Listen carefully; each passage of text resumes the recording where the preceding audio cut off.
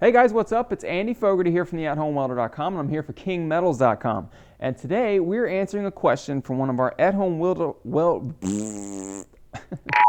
Hey guys, what's up? It's Andy Fogarty from the AtHomeWelder.com. I'm here for KingMetals.com. Today we're answering a question from one of our at-home welder community members, and this question is about out of position welding. So today's question comes from Julian. Now, Julian asks, Andy, I'm having a lot of difficulty with out-of-position welds on a recent project. Can you please give me some tips on how to get better at welding in these weird positions? Well, Julian, here's the thing. I wish I could give you all the tips in the world that would give you exactly the information that you need on welding in a weird position. But here's the thing. By definition, welding in a weird position, well, it's weird.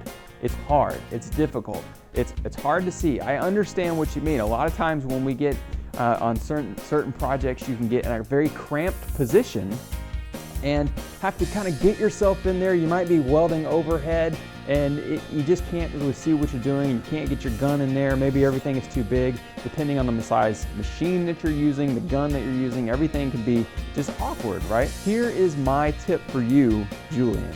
Keep trucking on. Keep practicing.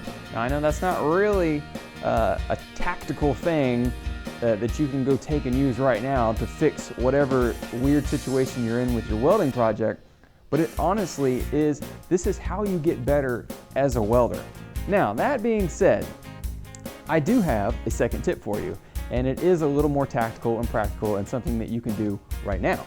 Now, there are these wonderful, wonderful MIG guns that have flexible heads. A lot of people these days are using these new flexible neck MIG guns. They're very, very cool. You can literally, quite literally, hold the gun wherever you want and flex the head wherever you want. So change the position. Now, this is very convenient for those funky situations where you're, especially a lot of overhead MIGs where you got to get behind you.